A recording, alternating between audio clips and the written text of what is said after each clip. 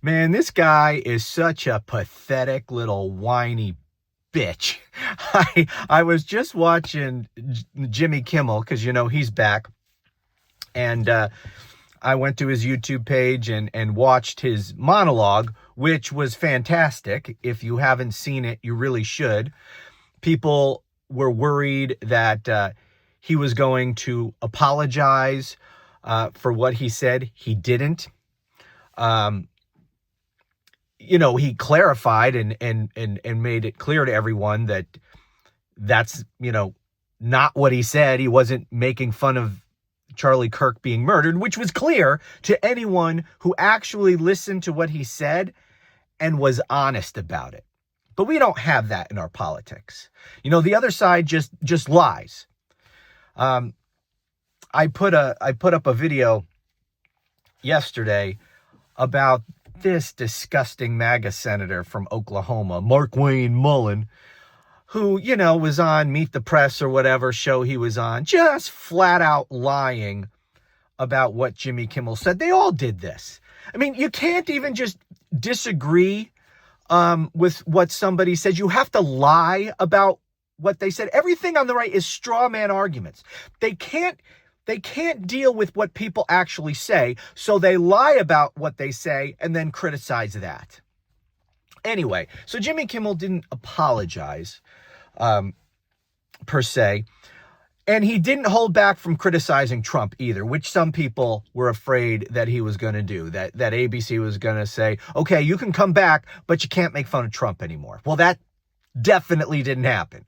He made fun of Trump. He went after him for the authoritarianism. It was great. So you should watch it if you haven't done so. But, after watching that, that was the first thing I did. Then I started, reading news and everything in preparation for today. And I came across this Orange Buffoon, this whiny little fucking bitch, threatening ABC yet again, because they, brought Jimmy Kimmel back. And that just pissed him off. And so now he's threatening to go after ABC because, as he says, it's like all negative coverage of him, and that amounts to an illegal campaign contribution for Democrats. So he says he's going to go after them for that. And once again rubbed in their face that the last time he went after ABC, they had to pay him $15 million. So, to all those geniuses at ABC who decided to pay Trump off for that bogus, completely frivolous lawsuit that he filed, against ABC and George Stephanopoulos, and they settled that rather than fight a lawsuit they clearly would have won. I mean, Trump had no chance to win that lawsuit. It was so frivolous. I wonder what those geniuses think now. Did it buy you any goodwill from Trump? Did it buy you protection from Trump going forward? Of course not. I mean, it's amazing that people do not learn these geniuses, these multimillionaires who reach the height of business power. They don't even learn basic lessons that everyone learns in fucking grade school. You don't give in to a bully. When you give in to a bully, all it does is guarantee that the bully comes after you again and again and again. You have to stand up to the bully. And Donald Trump is the wimpiest bully I've ever seen in my life. Okay? You stand up to him once, he doesn't come after you again. You punch this guy in the face once, that's it. You don't even have to punch him. Just give him a little slap or threaten him back. And he caves. He's a fucking coward. He is a coward. And his attacks against ABC prove that. He is such a whiny little cowardly fucking bitch. He can't take the slightest bit of criticism. You can't make fun of him or he's going to come after your fucking license. He's going to try to destroy your business. He's going to have you taken off the air because he can't handle a little bit of being made fun of. He can't handle jokes being made at his expense. He is a bitch. And that is how people should treat him.